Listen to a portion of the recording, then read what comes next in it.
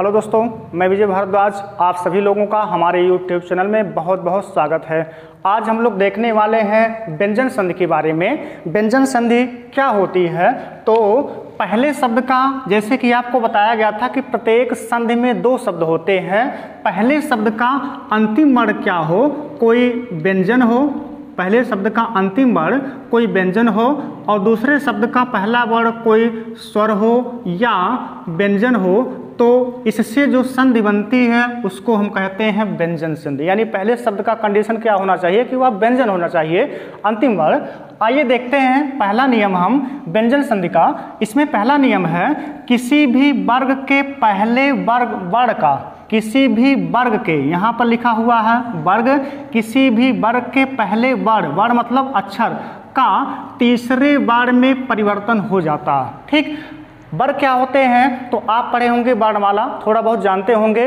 वर्णमाला में एक होता है वर्गीय व्यंजन, और वर्गीय व्यंजन में वर्णों की जो संख्या होती है ये कुल होती है 25, यानी कि 25 वर्णमाला के वर्णों को कहा जाता है वर्गीय व्यंजन।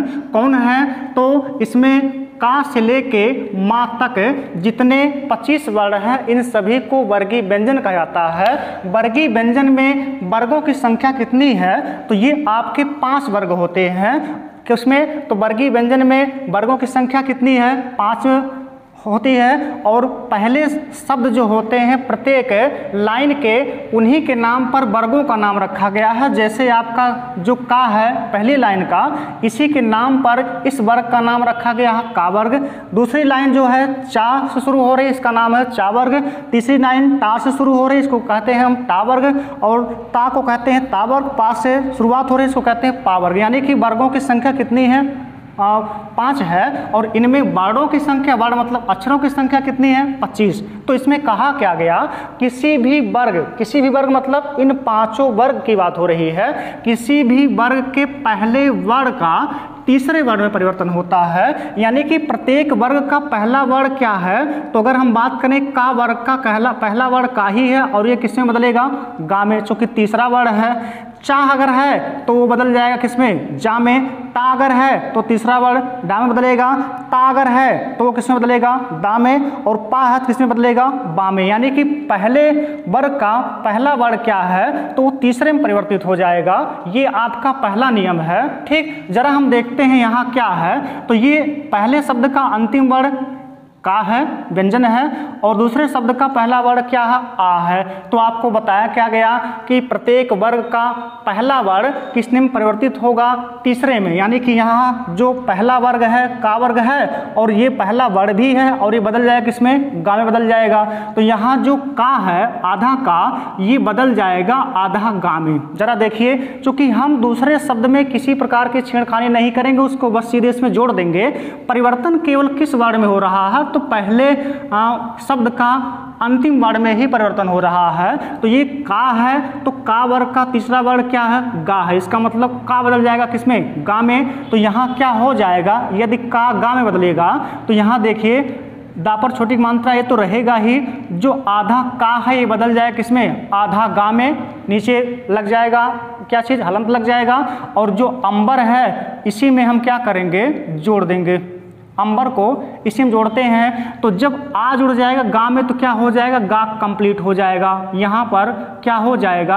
गा कंप्लीट हो जाएगा, गा हो गया। और यहाँ पर आधा माँ, बा खाली, और क्या? रा हो क्या जाएगा? दिगंबर हो जाएगा। अगला देखें तो यहाँ पर पहले शब्द का अंतिम वर्ण क्या है? आधा का है। ये किस में बदलेगा? तो यह भी आधा गा में बदलेगा। जरा देखिए क्या बन रहा है। ये आपका हो गया क्या चीज़? वाक की जगह पर जहाँ आधा का है वो आधा गा में बदल जाएगा। यहाँ पर आधा गा हो गया। और धन क्या होगा? बड़ी ई और क्या? बड़ा सा।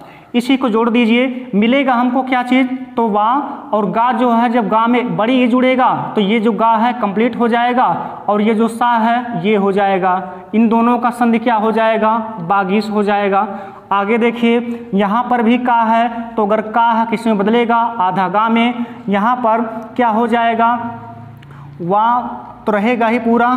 जो का है ये बदल जाएगा किसमें? आधा गा में। आधा गा में बदल जाएगा। और इसी में हम जोड़ देंगे क्या चीज़? चाल जोड़ देंगे।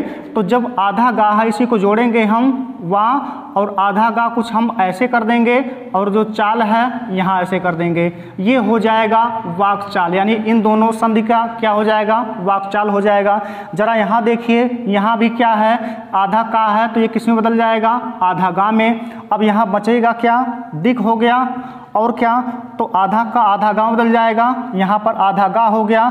धन आपका जो गज है ये हो जाएगा, बनेगा क्या, दोनों मिलके बन जाएगा दिग्गज, दिग्गज बन जाएगा। ठीक, यहाँ क्या हो गया, दिग्गज हो गया। जरा इधर दे दीजिए, यहाँ पर भी क्या है, आधा का है और आधा का किस में बदलेगा, आधा गा में बदल जाएगा। यहाँ देखिए क्या हो जाएगा, तो जो आधा का है आधा गा में बदलेगा, यहाँ पर दी आधा गा हो गया। धन दर्शन सेम उसी में एज इट इज क्या होगा, जुड़ जाएगा। ठीक, इसको जोड़ दीजिए, दा पर छोटी मात्रा ये तो रहेगा ही, आधा गा हो गया और क्या हो गया, दर्शन। यहाँ हो जाएगा दोनों के मेल से दिग्दर्शन। अगला हम लोग देखते हैं, यहाँ पर क्या है, जगत है। इसका मतलब पहले शब्द का अंतिम वर्ण क्या है, आधा ता है। तो अगर पहले शब्द का अंतिम वर्ण आधा ता होगा, जरा यहाँ देखिए, वर्गीय व्यंजन में ता वर्ग का पहला वर्ण ता ही है और ये बदलेगा तीसरे वर्ण में, यानी कि किस में बदल जाएगा, तो दा में बदल जाएगा। यानी जो आधा ता है ये क्या हो जाएगा, हो जाएगा आधा दा। ये क्या हो गया, आधा दा हो गया। यहाँ देखिए बच क्या रहा है, ये आपका जा गा और ये क्या हो जाएगा, आधा दा हो जाएगा और इसी में जुड़ जाएगा अम्बा। ये जो दिख रहा है जुड़ जाएगा अम्बा। यहाँ पर क्या हो जाएगा, जरा इसको जोड़ दीजिए,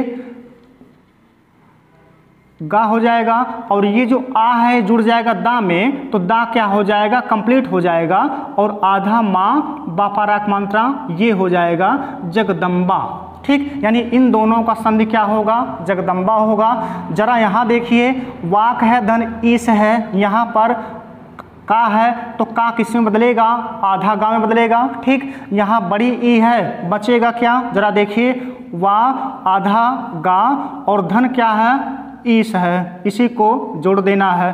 तो ई क्या है, स्वर है और यह मात्रा के रूप में लग जाएगा गा पे और बड़ी की मात्रा लगेगा। तो यहाँ पर क्या हो जाएगा, बड़ी की मात्रा जब लग जाएगा गा पे तो गा पर बड़ी की मात्रा हो गया और ये क्या हो गया, वागीश हो गया। ठीक दोस्तों, ध्यान दीजिएगा, यहाँ पर आपका बन क्या रहा है, वागीश बन रहा है। इसके पहले आपको बताया गया था स्वर संधि के बारे में, और स्वर संधि में एक था दीर्घ स्वर संधि, जिसमें आपको ट्रिक बताया गया था कि अगर किसी शब्द के बीच में बड़ी ई की मात्रा हो, बड़ा आ की मात्रा हो, बड़ा ऊ की मात्रा हो, तो वहाँ पर कौन सा संधि होता है, तो वहाँ क्या था, वहाँ था दीर्घ संधि। लेकिन अगर हम इसमें देखें तो यहाँ पर भी बड़ी ई की मात्रा है, लेकिन यह दीर्घ संधि ना होके यह क्या है, व्यंजन संधि। आपको हमेशा बताया गया है कि जो ट्रिक होता है, ट्रिक हमेशा फॉलो नहीं होता, 99% क्वेश्चन पे फॉलो होता है। कुछ ऐसे क्वेश्चन मिल जाएंगे जिसमें मात्रा तो दिखेगा ट्रिक वाला, लेकिन वह संधि नहीं होता है। जैसे कि बागीश, यहाँ बड़ी की मात्रा तो दिख रहा लेकिन दीर्घ संधि नहीं है। कौन सी संधि है, तो वह है व्यंजन संधि। ठीक, अगला अगर हम देखें तो यहाँ जगत है, धन आनंद है, ता किसमें बदलेगा, ता बदल जाएगा किसमें, तो दा में बदल जाएगा। ता बदल रहा किसमें, दा में बदल रहा है, तो हो जाएगा आधा दा। जरा इसको जोड़िए, क्या बनता है, तो यहाँ पर क्या दिख रहा है, जा है, गा है और ता की जगह हो जाएगा आधा दा और जुड़ जाएगा इसी में आनंद। अब इसमें आप जोड़ दीजिए, इसको आ जुड़ जाएगा दा के साथ, दा कंप्लीट हो जाएगा और आ की मात्रा भी उसके साथ लग जाएगी। यहाँ पर जा हो गया, गा हो गया, दा तो जुड़ ही जाएगा आ और यहाँ पर आ की मात्रा भी आ जाएगा और ये हो जाएगा नंद।